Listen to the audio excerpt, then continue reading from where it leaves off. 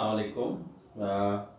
आज मेरा मौजू है पाकिस्तान का अदालती और माशी बहरान।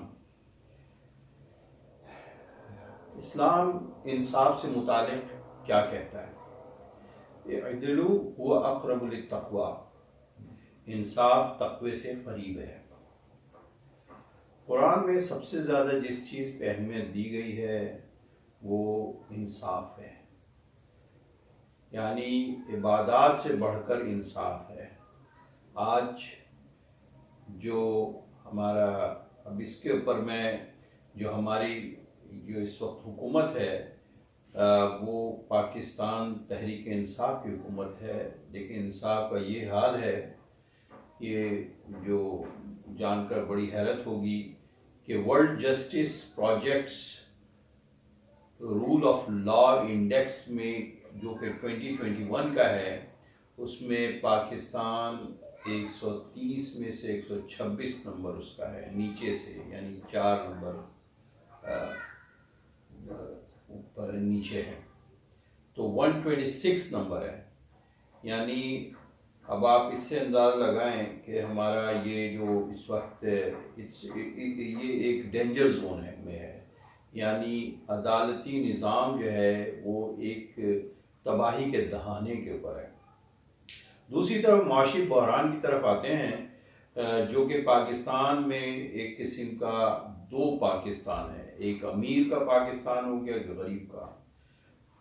अब मैं ये दो पॉइंट्स हैं, एक अदालती बहरान और माशी बहरान। तो ओवरव्यू करता हूँ मैं ज़रा अदालती बहरान के ऊपर कि हमारे यहाँ का अदालती निज़ाम जो कि एक आम शहरी को इंसाफ फराहम करने में एक रुकावट है। अगर कोई केस एक जाता है तो वो कई नस्लों तक वो केस चलता रहता है, यानी इंसाफ तो असल वही होता है कि स्पीडी हो और साथ साथ वो उसके तकाजे पूरे करे। एक मामूल इंसाफ का जो प्रोसेस शुरू होता है कोर्ट के लेवल पे, वो होता है थाना, जहाँ FIR कटती है।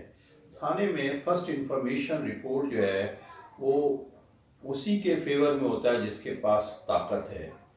तो लिहाजा यानी गुर्बत एक किस्म का जुर्म है पाकिस्तान में, और थाने जो है यहाँ बिकते हैं। थाने इस तरह बिकते हैं कि वहाँ ट्रांसफ़र करवाई जाती है वो जहाँ जराइम ज़्यादा हों।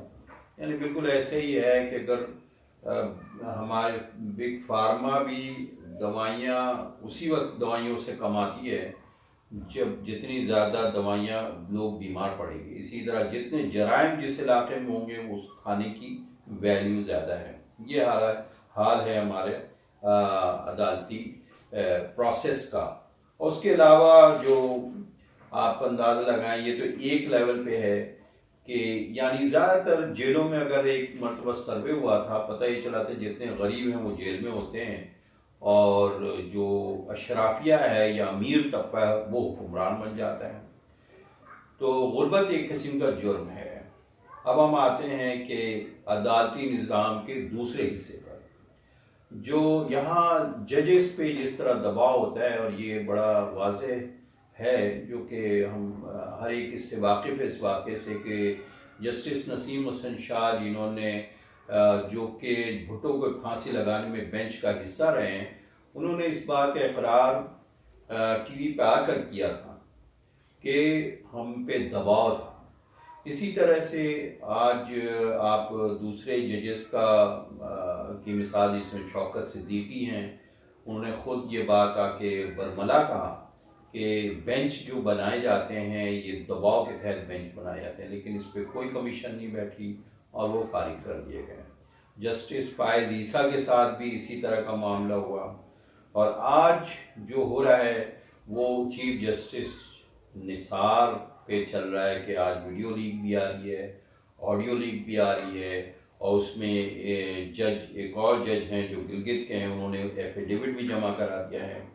तो एक अजीब किस्म का बहरान है इस वक्त। अब ये कि इनकी जो चीफ जस्टिस निसार की जो है वो जो ऑडियो लीक अब तक आई और वीडियो लीक आने वाली है, उसमें ये चीज़ बताई कि नवाज शरीफ और मरियम नवाज के ख़िलाफ़ वो ऑडियो लीक में जो आवाज़ आ रही है वो ये कह रहे हैं कि इनको पनिश करना है, इनको बाहर करना है, इमरान खान की हुकूमत को लाना है, जिसकी कि वो तरदीद करते हैं। लेकिन अहमद नूरानी जो अमेरिका में हैं, उन्होंने कहा इसकी फॉरेंसिक कराई जाएगी और उस लिहाज से वो ठीक है, उसके लिए कंपनी उन्होंने हायर की है। तो जस्टिस निसार साहब से एंकर पर्सन ने पूछा तो आप डिफेमिंग का केस करेंगे नहीं करेंगे, तो उन्होंने इसके मुतालिक अभी कुछ नहीं कहा है। अच्छा, ये तो जस्टिस निसार का है। उसके अलावा आप देखें कि कामरान शाहिद के एक प्रोग्राम में परवेज़ मुशर्रफ भी आए थे और वो आइन को एब्रोगेट करने के सिलसिले में उनका केस चल रहा था। वो बाहर निकलने के लिए वो खुद बयान करते हैं कामरान शाहिद से कि मैं बाहर मुल्क जाना चाहता हूँ, तो किसी दबाव के तहत मैं जा नहीं पा रहा था, तो राहिल शरीफ ने उनको निकाला है। तो ये दबाव का लफ्ज़ उन्होंने उल्टा इस्तेमाल किया था।